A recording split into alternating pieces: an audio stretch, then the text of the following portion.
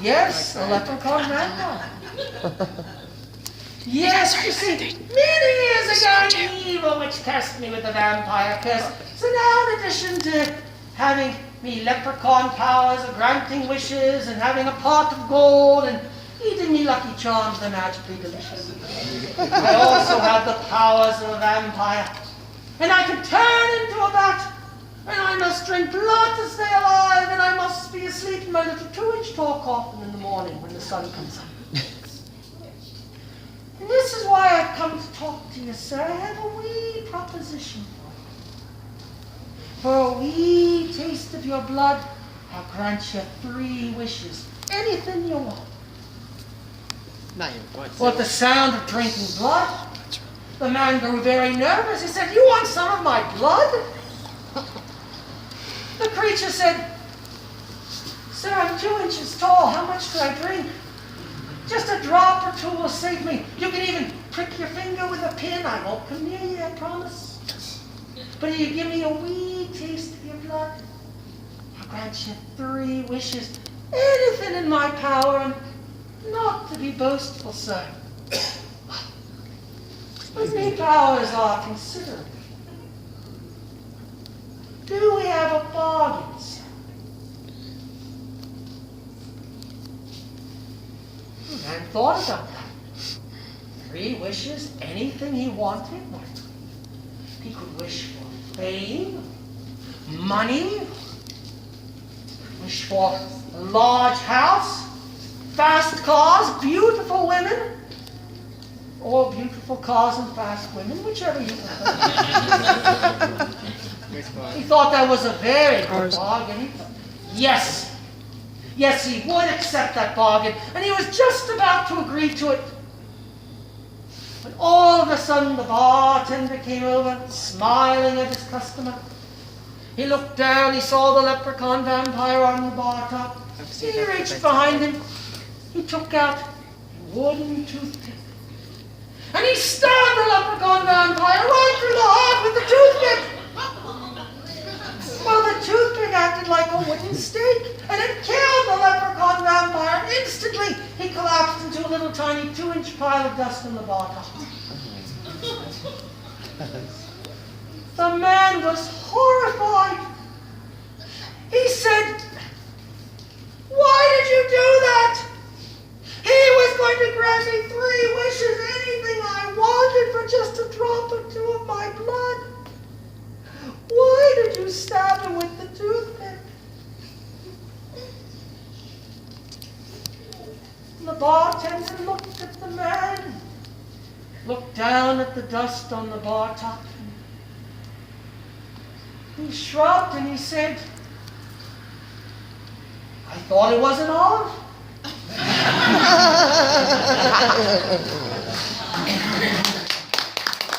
Yay. Dude, that show was awesome. You have been a wonderful audience. Thank you all again for coming. Thank you to the wonderful people for setting this beautiful stage for me. I may not leave. I may stay the rest of the season right here, just napping. Cool. But I do want to tell you one of my favorite Halloween tales, a very old tale, another Irish tale.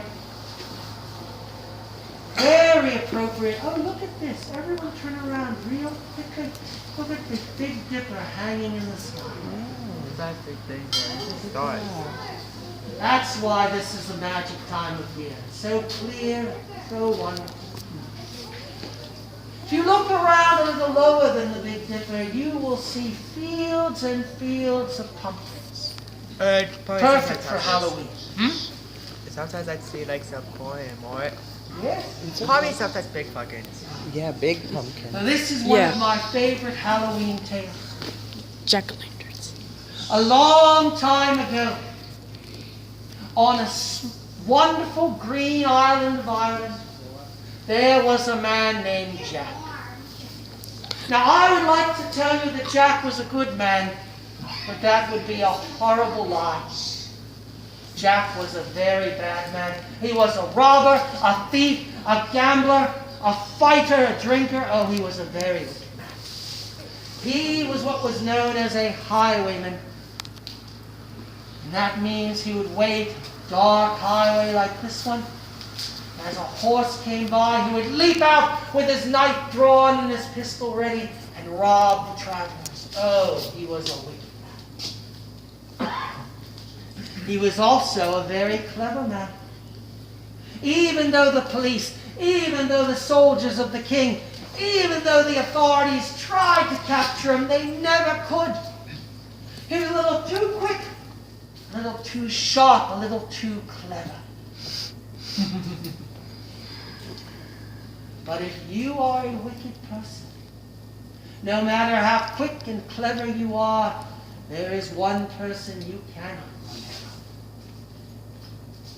Jack was sitting underneath the tree on a fine summer day, dozing with the sunshine on his face, when suddenly it began to get warmer and warmer, and there was a terrible stench in the air, a smell of sulfur, brimstone. And when he opened his eyes, there, standing over Jack, was the devil himself. Oh, Jack could see his iron horns gleaming in the sunlight, his red eyes shining, his sharp teeth gnashing, his clawed hands clenching, his huge bat wings opening and closing. Oh, it was the devil. And the devil looked at Jack and laughed and said, "Oh, Jack, come on, it's time to go."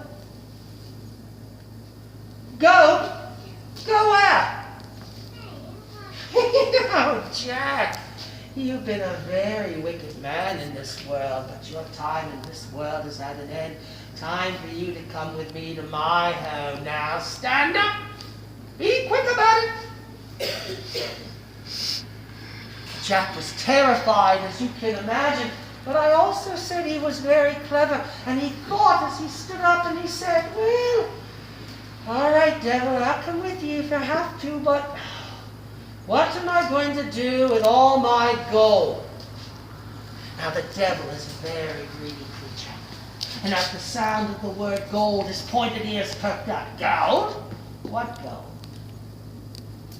Why, all the gold I've stolen all these years. It's too much for me to carry myself, and I don't want to leave it behind here. Oh, what am I going to do?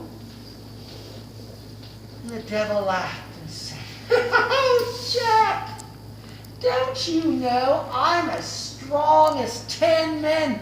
I will carry your gold for you. Where is it?" And Jack said, "Well, it's up in this tree here." And quick as a flash, in a flash as a matter of fact, the devil was up in that tree, tearing through branches and leaves and looking frantically for gold, which I don't really need to tell you wasn't there. As soon as the devil was up in the tree, Jack took out his sharp knife and he carved a large cross into the bark of the tree. Now, the cross is one of those signs that the devil cannot abide. And now the devil was trapped up in that tree. And he screeched and he screamed and he snarled and he swore, but it did no good. He was trapped. And Jack looked up and laughed and said, "Oh, devil, you thought you'd have me. Now I have you. And you can stay up in that tree for as long as you wish. I don't care." And Jack picked up his traveling sack and he went off down the road, and he went back to his life of robbing and stealing and fighting and drinking and gambling. Oh, he was as bad as he ever was. And this went on for year after year. But as the years went on, Jack grew older, as humans do. He grew older, and he grew tired of this world, and decided it was time to go off to the next one. So he gathered up his things, and he went off down the eternal road. And first he went to heaven. And when he got to heaven, St. Peter met him at the gate, and Peter said, "Oh, Heaven is amazing. Jack, I'm sorry, but you can't come in here." Heaven is amazing. You've been a robber and a thief and a gambler and a fighter, and you're not the least bit sorry for anything you've done. I'm sorry, Jack. You have to go down to the devil's home. That's where you belong. Well, Jack knew that this was true. And he nodded and he went off down the road, and this time he went down to the devil's home. And when he got to the devil's home, the devil himself met him at the gate. And the devil said, You! Say you again. For 15 years I sat up in that tree. 15 years till the bark grew back over that cross you carved. And now you come here to me to live in my home? Oh, no, Jack. Be off with you. There's no place for you here either. And he slammed the gates of his home in Jack's face. Well, what was Jack to do? Heaven would not take him. The devil did not want him. For the first time, he really began to think about all the things he'd done. Well, I tell you truthfully, for I know, when a specter or a spirit has no home of their own, there's only one thing they can do, and that is to wander. And that is what Jack did. He wandered all over Ireland, and then all over the world. And as he was wandering, an angel saw him, and she took pity on him. And she came down and she said, Oh, Jack, you've been a wicked man. You've been a robber and a thief and a gambler. Well, you know. But it's not too late. It's never too late. If while you're wandering, you look at all the others around you and see how they live their lives, if you watch, if you think, if you learn, then perhaps you'll find a home of your own as well. In the meantime, I'm going to give you a gift to help with your wandering. And the angel reached down and scooped a pumpkin up off the ground. And she scooped out the inside, and into it she put a magic light that never burned out. That's a jack-o'-lantern. And she said, There you are, Jack. Now you have a lantern to light your way through the dark places of the world. Guide you on your wander. Now go, and as you go, remember, watch and think and learn. And so that is what Jack did. He took his lantern and he wandered off around the world. Some say he is still wandering to this very day. And this is why every October 31st, we carve out a pumpkin and we put a light inside and we put it in our windows to help light Jack's way a little bit easier through the night. And we carve a face on the pumpkin to let Jack know that we haven't forgotten him. We still remember him. For Jack-o'-lantern means Lantern of Jack, or Jack's Lantern. Yeah. So, my friends, I want you to please do me a favor, if you will. If this Halloween, when you're putting your own jack-o'-lanterns in the window, if you should look out in the dark and see a tall, ghostly figure wandering with his own lantern, well, that may indeed be Jack. And if you should see him, please smile, wave, and think kind thoughts. That if he wanders enough, if he thinks, if he learns, perhaps someday he will find a home of his own. Cool. Thank you so much for listening. My name is Carpathian. I will be appearing at several other places this Halloween. If you want to keep track of my wanderings, I do have one of those newfangled things called a website. It's patientcreatures.com.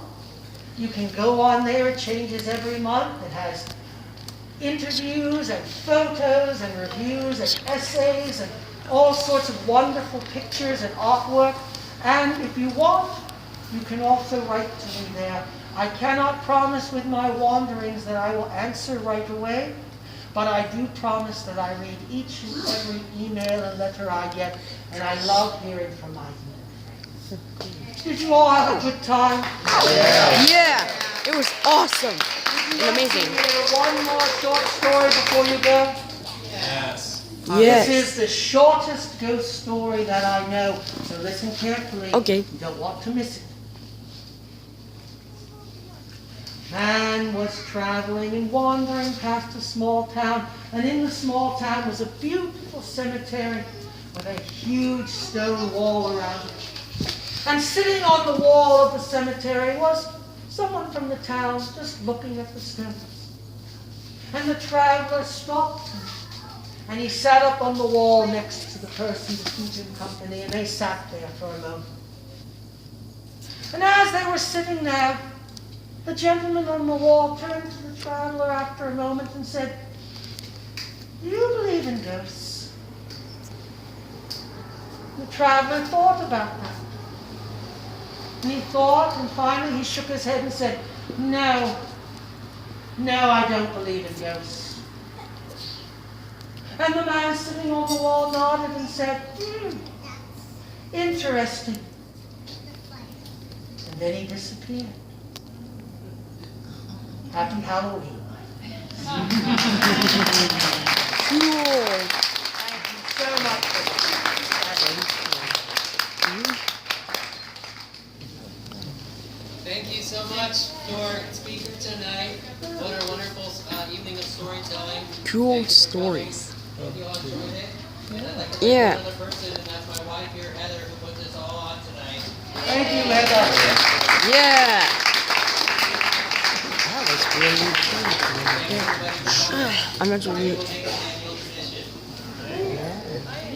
Oh, cool. You're cool. I mean, I could get the picture.